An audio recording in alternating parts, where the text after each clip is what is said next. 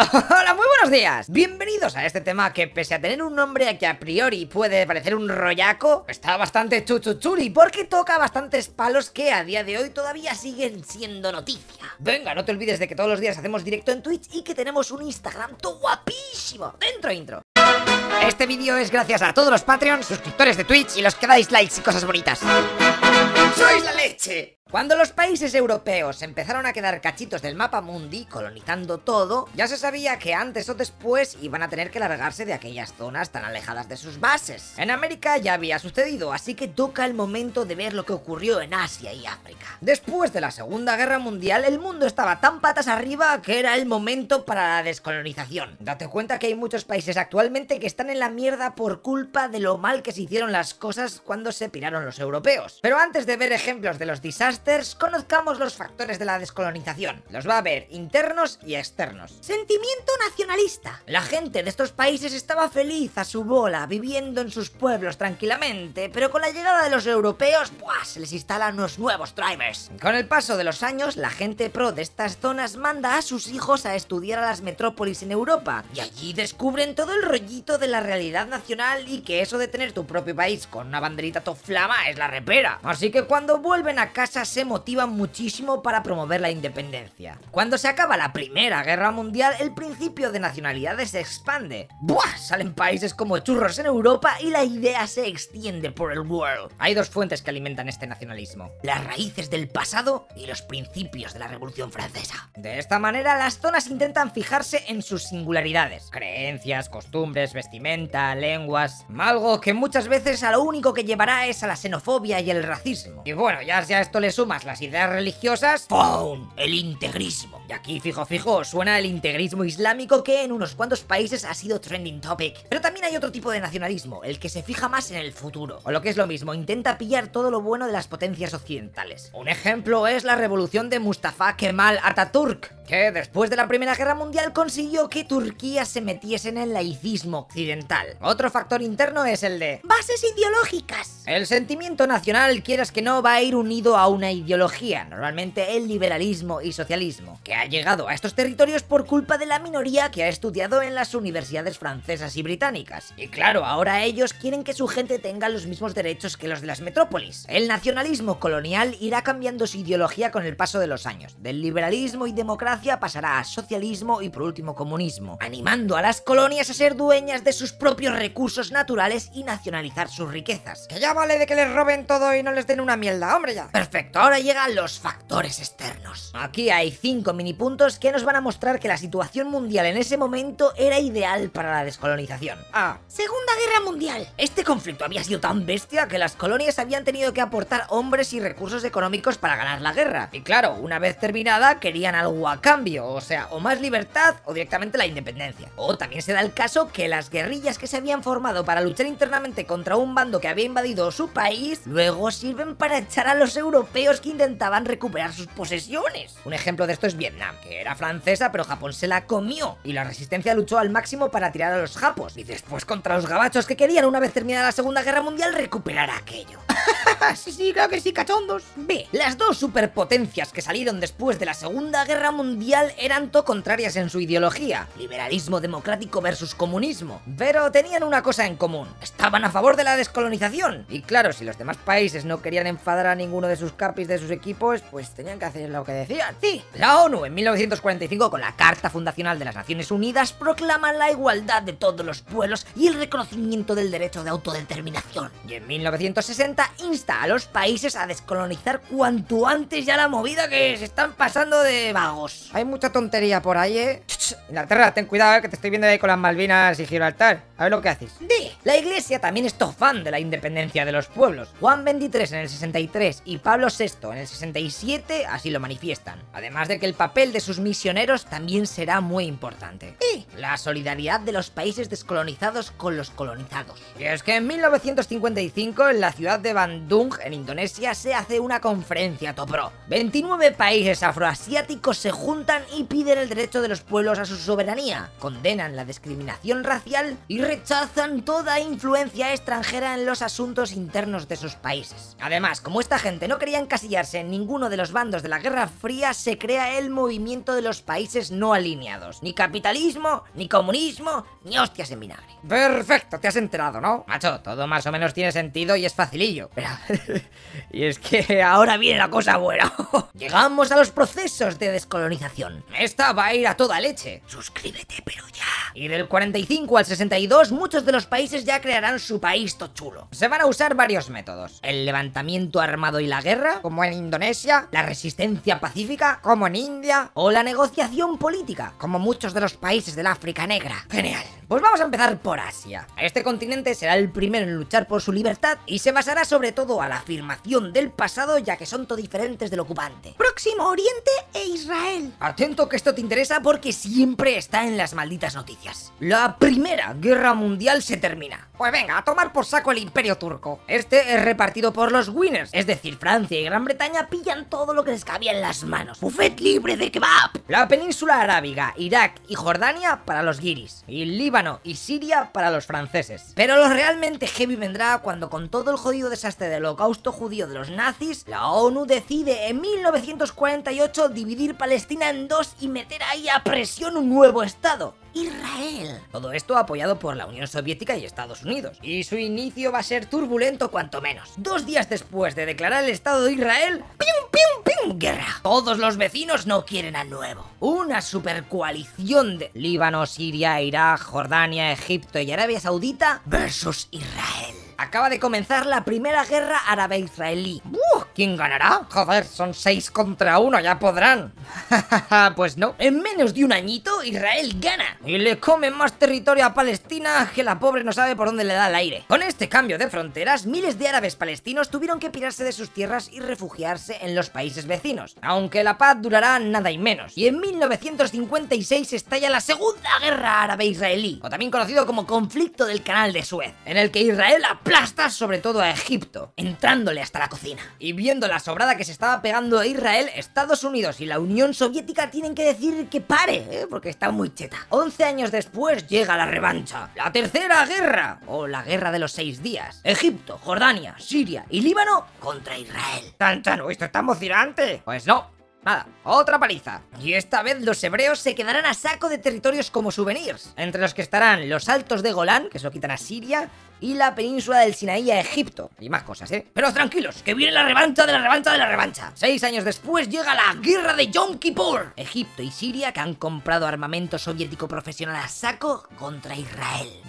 Esta vez sí que parece que la cosa les va bien a los árabes, pero Estados Unidos ayuda con armamento a Israel y consiguen repeler el ataque. Esta nueva derrota hizo que los países árabes se picasen al máximo, porque no era ni medio normal palmar tanto, y deciden meter presión internacional. ¿Y cómo lo hacen? Pues encareciendo el petróleo que exportaban a todo el mundo, la conocida como crisis del petróleo. Aquel país que apoyase a Israel iba a tener que comprar el oro negro al máximo de caro. La cosa se calmará un poco entre Egipto e Israel en 1978 con los acuerdos de Camp David. Aquí los de las pirámides reconocen el Estado de Israel. Ok, existís, es verdad. Y ellos a cambio les devuelven el Sinaí. Los palestinos, que no tenían un estado fuerte después de la primera guerra contra Israel, se dedican a crear guerrillas y grupos terroristas contra sus vecinos. En 1964 todos estos se agrupan en la Organización para la Liberación de Palestina, la OLP, dirigida por Yasser Arafat hasta su muerte en 2004. Lo que pasa que, fíjate tú por dónde, eso de ir matando en plan guerrilla y con atentados, bueno, pues no está muy bien visto. Y en 1974, para ser reconocidos por la ONU, paran con ese rollito tan radical. Aunque bueno, poco les dura, porque en el 87 esta organización promueve el levantamiento popular o guerra urbana, la intifada, contra el ejército y la policía israelí en los territorios ocupados. ¡Barra libre de cócteles molotovs, Holgorio! La situación volverá a calmarse en la Conferencia de Madrid, Oslo y después Washington. Y es que se acuerda de crear un gobierno autónomo que se encargará de gobernar los 2 territorios autónomos de Cisjordania y Gaza. De esta manera, Yasser Arafat en el 94, tras 27 años en el exilio, regresa a su país como presidente. Ahora toca el momento de la India y Pakistán. En la India ya había movimientos nacionalistas antes de la Segunda Guerra Mundial. Hindúes y musulmanes no querían a los malditos protestantes cristianos en sus tierras. De esta manera salen 2 personajes pros: Mahatma Gandhi, con su partido del Congreso, Alfonso, que estaba a favor de la resistencia no violenta, desobediencia civil y que decía que no había que cooperar con las autoridades británicas. Y luego tendríamos a Muhammad Ali Jinnah, de la Liga Musulmana, que quería dividir la India en dos estados, un país para los hindúes y otro para los musulmanes. Y eso es lo que va a pasar, porque finalmente los británicos en 1947 deciden dividir su colonia en dos estados independientes: la Unión India, que va a ser para los hindúes, y Pakistán, que va a ser para los musulmanes. Claro, imagínate, esto fue un movidote, porque si tu zona tocaba en el país que no querías, pues dale, a moverte. 17 millones de personas tuvieron que emigrar y hubo muchas matanzas entre uno y otro bando religioso. Pero espera, ¿ves eso? Hostia, Pakistán está dividida en dos. Como ya hemos visto, la distancia como tú con tu novia imaginaria de Suecia siempre sale mal. Así que el cacho de la derecha hace una guerra de independencia y lo consigue. En 1971 se separa de Pakistán y se crea el país de Bangladesh. Aunque ya por fin cada uno tenga su zona del mapa a su bola, eso no significa que no vaya a haber hostias. Aquello estará plagado de guerras entre India y Pakistán, sobre todo por culpa de este cachico de aquí, Cachemira, que tiene mayoría musulmana pero está dentro de la India, así que Pakistán la quiere. Actualmente estos dos países siguen muy picados entre sí, pero como ambas potencias tienen armas nucleares, pues la cosa tampoco parece ir a más, porque como se motiven, aquello es la guerra del fin del mundo. Y todo por unos malditos kilómetros cuadrados más en tu mapa de líneas imaginarias. Independencia de Indochina. Cuando decimos Indochina francesa nos referimos a todos estos lugares tipicazos de luna de miel, es decir, Vietnam, Laos y Camboya. Vale, allí el movimiento independentista estuvo liderado por Ho Chi Minh, que en 1945 declara la República Democrática de Vietnam, con la capital en Hanoi. Pero los franceses dijeron: no flipes, payaso. 8 añazos de conflicto que acabó con el descalabro francés, pese a contar con el apoyo de Estados Unidos. Con los pactos de Ginebra se daba la independencia a Laos, Camboya y Vietnam, pero a este último país se le hacía una trama que flipas. Se le dividía en dos: la parte de arriba comunista y la del sur protegida por Estados Unidos. Lo que pasa que a los de arriba no les molaba eso, así que van e invaden el sur. ¡Buah! Comienza la guerra de Vietnam. Esta más o menos te la conoces, ¿no? Tenemos un vídeo explicándola. Malditos pequeñicos, no saben lo que han hecho. El ejército de Estados Unidos llevará todo allí y les reventará el ojete. ¡Oh no! ¡Una trampa de bambú afilada! ¡Zasca! Estados Unidos palma a saco de unidades y dinerico, pero no gana la guerra. Así que finalmente decide retirarse de allí. Menudo loser. Ya, sin el tío Sam en el server, los comunistas del norte ocupan todo el territorio y lo unifican. Acaba de nacer la República Democrática Popular de Vietnam, obviamente bajo un gobierno comunista. Indonesia. Por último, por esta zona tendríamos que hablar de la independencia de las islicas estas, que se resume bastante fácil. Holanda pierde contra Japón. Los nativos nacionalistas quieren echar a Japón. Japón es derrotada en la Segunda Guerra Mundial. Y a Estados Unidos no le mola que Holanda regrese a la zona aquella para quedarse otra vez con todo aquello. Así que Sukarno, el líder del Partido Nacionalista Indonesio, se proclama independiente de Holanda. Lo que pasa es que hay un pequeño problema, porque los fumaos no lo reconocen y guerra. Del 45 al 49, la cual finalmente acabará con unas negociaciones en donde se reconocerá la independencia de Indonesia a finales del 49. ¡Ole, ole, ole! Ya sabes, la descolonización asiática y sigues con vida, macho. Venga, pues te reto, pues te vas a flipar, a que sobrevivas a la descolonización africana. Prácticamente solo queda eso y ya tienes el tema hechísimo. Palabra de niño Jesús. ¡Independencia de África! En este continente va a llegar más tarde que en Asia e irá más rápido en las zonas musulmanas del norte que en los países del África negra. Veamos primero lo del África musulmán del norte. El nacionalismo musulmán pretende el hermanamiento entre todos los musulmanes. A esto se le conoce como el panarabismo y dará como resultado la creación de la Liga Árabe en 1945. Venga, ahora te explico cada país. Egipto, teóricamente independiente en 1922, pero en verdad era del Reino Unido, así que hasta el 52 nada. Momento en el que se quita su monarquía y llega la república con la figura de Gamal Abdel Nasser como más pro. Libia, colonia italiana hasta el 43. Después de la Segunda Guerra Mundial se la reparten entre Gran Bretaña, Francia y Estados Unidos, hasta que en el 51 se independiza con el regreso de su rey Idris. Pero en el 69 unos militares dan un golpe de estado y se proclama la república bajo el mando del coronel Muhammad al-Gaddafi, que te debe de sonar al máximo por el estilazo que tenía. Túnez, el partido nacionalista Neodestur bajo las direcciones de Habib Bourguiba entró en negociaciones con Francia y ale, en el 56 ya iban a su bola. Marruecos, este país estaba comido por españoles y franceses, tenía teniéndolo como protectorado, hasta que el propio sultán fomenta las revueltas y el movimiento nacionalista, el Istiklal, presiona demasiado, por lo que en 1956 Marruecos se vuelve independiente. Acuérdate de sus reyes, Mohamed V, que fue el primero que te he dicho que estaba promoviendo las revueltas, luego su hijo Hassan II y por último Mohamed VI, que es el que tenemos ahora, que también tiene un estilazo que flipas. ¡Argelia!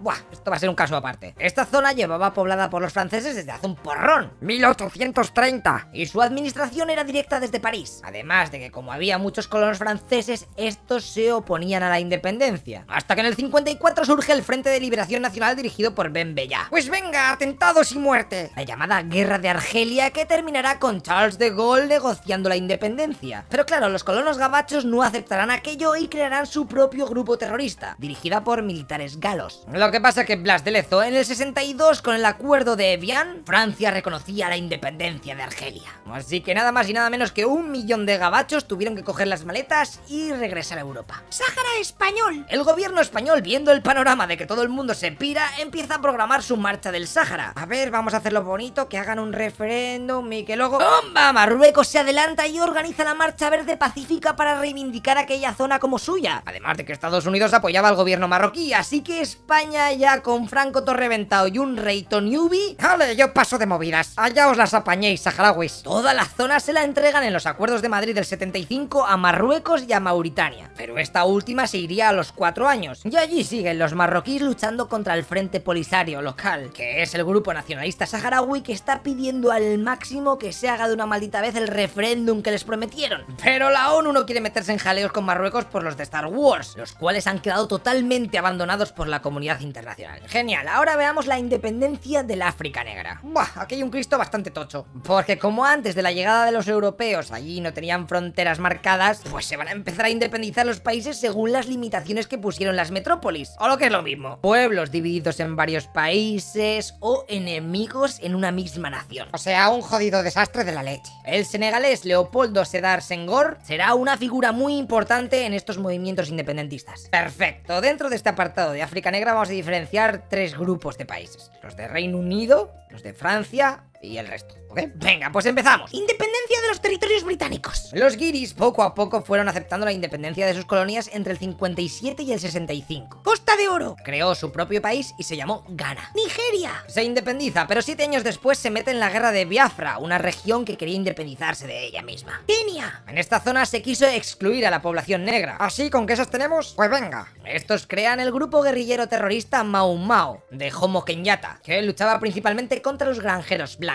Finalmente este tío en el 63 conseguirá la independencia del país. Rhodesia del Sur. Aquí había bastante población blanca y estos ni cortos ni perezosos fueron los que declararon la independencia unilateral para que de esta manera los negros no pudiesen negociar con Londres las cosas bonitas para ellos. Pero les salió el tiro por la culata porque nadie reconoció este estado. De todas maneras, este gobierno racista le metió bien al apartheid. ¡Buah! Unos conflictos entre blancos y negros que flipas. Hasta que en 1980 la mayoría negra se hace con el poder, quita el apartheid y proclama el nuevo estado de Zimbabue, que significa casa de piedra. Sudáfrica se independiza en el 61. Aquí también había un porrón de blancos, así que venga, apartheid pa' tu body. Por aquí estará Nelson Mandela y su partido Congreso Nacional Africano, el cual tenía su propio brazo armado, el conocido como la Lanza de la Nación, apoyado por la Unión Soviética. De hecho, fíjate que Mandela estuvo en la lista estadounidense de terroristas hasta 2008 y solamente 5 años después murió con 95 añazos. Finalmente, en 1990 el apartheid se quitó, a Mandela lo liberaron tras 27 años en la cárcel y lo eligieron como presidente en 1994. Okidoki. Venga, pues ahora toca los territorios franceses de la África Negra. Al contrario que pasó con la Indochina o Argelia, aquí será pacífico porque De Gaulle no va a poner muchas pegas. Guinea, Togo, Mali y Madagascar se independizaron en 1960 y el resto en el 61. Y por último, en el 77, Djibouti, que está aquí todo pequeñica y tiene esta bandera todo cutre y hortera. Venga, pues ahora un popurrí del resto de la África Negra. Congo belga. Buah, no sé si lo sabes, pero esta zona tiene a saco de minerales. En 1960 Bélgica dice, ok, podéis tirar a vuestra bola. Patrice Lumumba, líder del movimiento nacional del Congo, se convierte en el presidente. Lo que pasa que no todo es tan tan bonito. Los belgas se han ido oficialmente, sí, pero para poder mantener a sus compañías siguiendo sacando minerales, fomentaron las luchas tribales. ¡Ale, que se maten entre ellos y yo mientras aquí sigo pillando diamonds like a boss! De hecho, hasta apoyaron la secesión de la región de Katanga, que está petada de diamantes, cobre y uranio. Esta guerra independentista en la que los rebeldes estaban sponsorizados por Bélgica y Estados Unidos se complicó cuando los indepes se cargaron al presidente del país, a Lumumba, que os he dicho antes. Y allí estalló una guerra civil teniendo la ONU que intervenir y todo, fíjate. En 1965 el general Mobutu Sese Seko da un golpe de estado, ¡ara! Dictadura pa' tu body. Y el Congo belga se cambia de nick a Zaire. El Mobutu este duraría hasta que el líder guerrillero Laurent Desiré Kabila lo derroca y cambia de nuevo el nombre del país, esta vez a República Democrática del Congo. Justo en ese momento empieza otra guerra civil, la cual, fíjate tú por dónde, se llevará por delante la vida del líder de Desiré. Bah, un jaleo del horror, espero que esto no te caiga porque vas a suspender fijo. Los belgas, buah, están loquísimos. España en el 68 concederá pacíficamente la independencia de Guinea Ecuatorial, dejando a Macías Nguema como presidente de ahí. En Portugal, después de varias guerras coloniales, llega en el 74 la Revolución de los Claveles, que pone fin al régimen autoritario del país y conceden la independencia de Guinea-Bissau, Angola y Mozambique. Y atención, porque el último país en independizarse del dominio blanco, pregunta para trivial, fue Namibia, la cual había sido alemana hasta que perdieron en la Primera Guerra Mundial y ahí se la quedó Sudáfrica, que estos no se cortaron y ocuparon todo el territorio. Lo que pasa que en los 70 se crea la guerrilla SWAPO, que da por saco a los sudafricanos para que se piren de Namibia. Tendríamos que esperar hasta 1990 para que el gobierno sudafricano aceptase la independencia de Namibia, fruto de la presión internacional. Vale, sé que soy un pesado y que tus ojos están llorando de tanta información,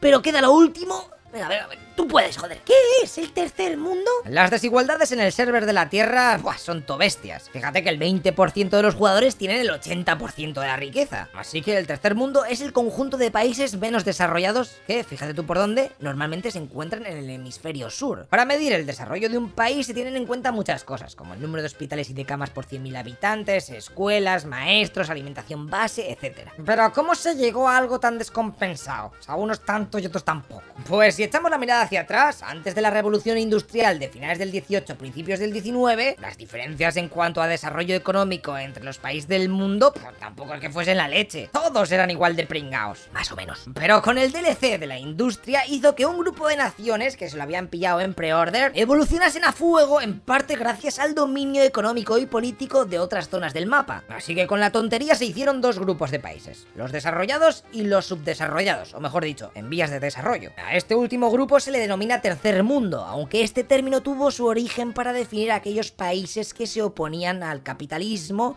y a su contrario, al comunismo. ¿Y qué hace que un país esté en vías de desarrollo? Pues algunas características como el bajo consumo, la falta de alimentos, el atraso tecnológico, el analfabetismo, etc. Además, eso sí, de tener una economía dual, es decir, una de subsistencia que convive con una de mercado, normalmente bajo el control de un país desarrollado. Por lo que con la tontería puede llegar a darse el caso de una especie de colonialismo. El neocolonialismo. Ahí donde tu país padrino, te da cosicas, pero también se lleva unas cuantas. Los mayores problemas de estos países que aún no son pros son el subdesarrollo económico y la superpoblación. Y para ello hay algunas recetas. A ver, para lo del desarrollo económico se necesita sí o sí la ayuda de los países del norte. De esta manera se debería hacer lo siguiente. Los países tienen que cancelar su deuda, tienen que dar ayudas desinteresadas para generar industria. Las materias primas tienen que tener unos precios estables, para que así se puedan llevar algo de cash, ya que es su principal fuente de ingresos. La gente debería ser más austera y menos consumista en los países desarrollados, y con ese extra de dinero apoyar a las otras naciones.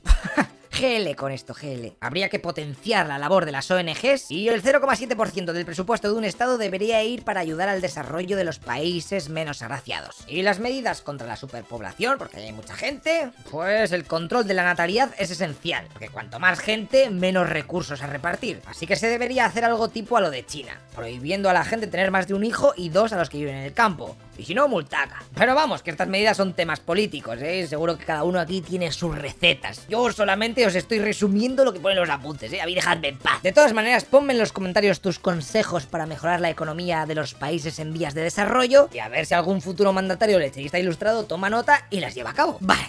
espero que estés vivo, porque en el próximo tema toca algo más relajado. Vamos a conocer la evolución del bloque capitalista. ¿Qué hicieron todos estos países después de la Segunda Guerra Mundial? ¿En qué basaron su economía? Pues en nada, seguimos con esta pedazo serie. Venga, nos vemos en Twitch. ¡Hasta luego, Locopixas!